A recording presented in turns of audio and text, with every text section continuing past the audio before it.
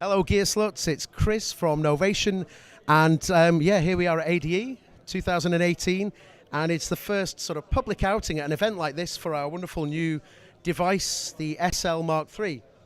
So the SL Mark III is a controller keyboard, but a controller keyboard with quite a big difference really. It is 8 very powerful sequencers on board on the hardware, alongside being a great controller for your music software, your DAW software as well. So how does it work? Well, I have my transport controls here, and if I hit the play button, you'll see now that we have 16 pads here, and this is giving me a representation of one of the patterns available, and I can choose which instrument I want to record by choosing the instruments here. It's an 8-track sequencer, so I can record up to 8 different MIDI lines directly on the hardware itself.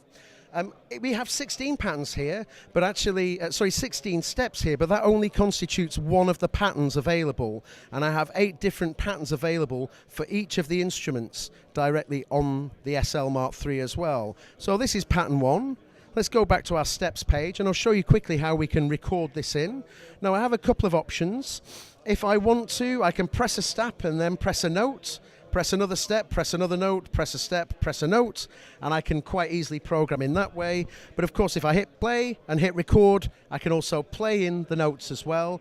And basically, there we go. We've got 16 steps recorded. If I want to add another 16 steps, I can go to another pattern. You'll see now we're in a clear pattern here, hit record, and record in another 16 steps. Once that's done, if I go back to my patterns, I can actually join those two together now. So if you look now, we'll see that the patterns change and the sequences change, and they move across and along. So that's kind of the basic kind of look at how to sequence directly in there. But we have several different sort of things that I'd really like to explain.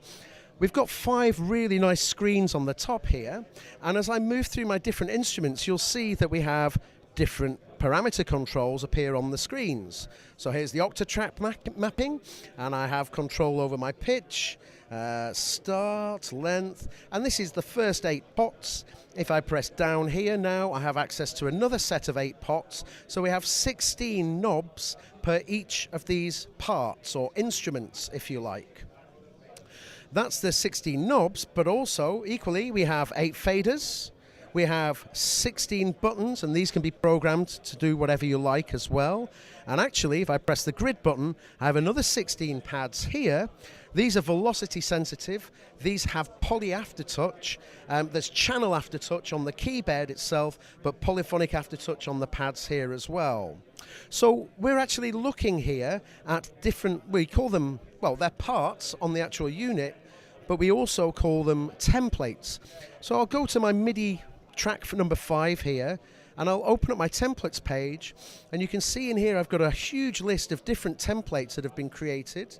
There's about 20 to 25, I can't remember the exact number directly in the unit, but you can easily create your own as well. So for example, here's a mapping created for the Nord drum.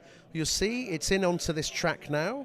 I can choose to send it out of the USB MIDI, but we're not going to do that, so we'll turn that off.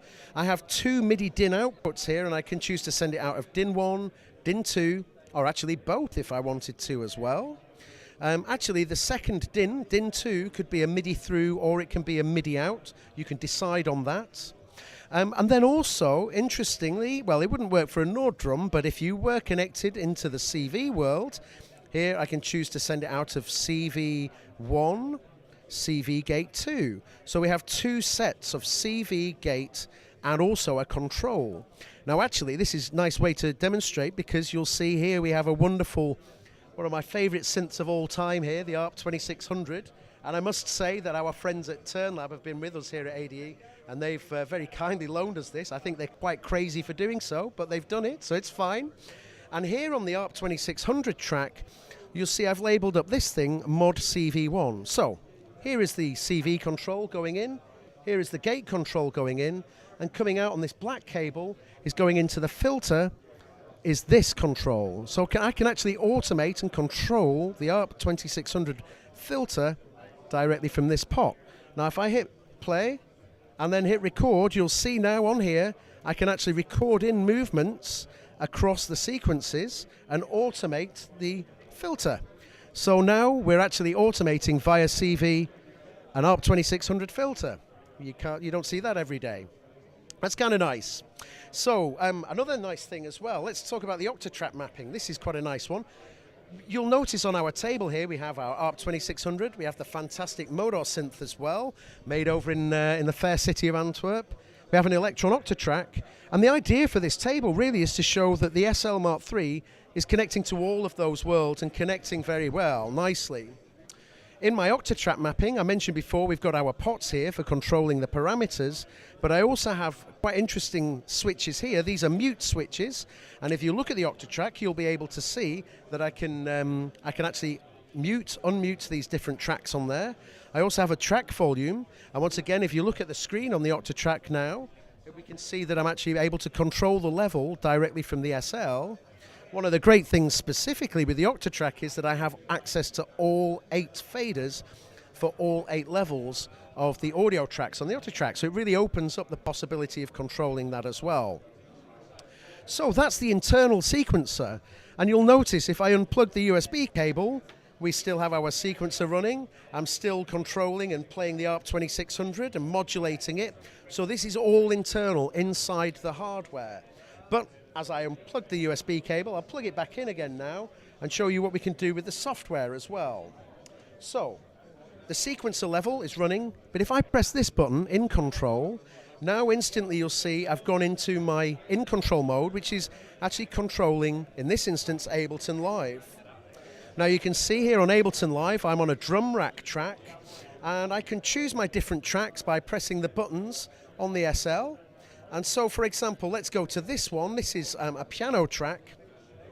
And I can now, by pressing the options button, choose if I want to control the auto filter, the reverb, or even the instrument itself.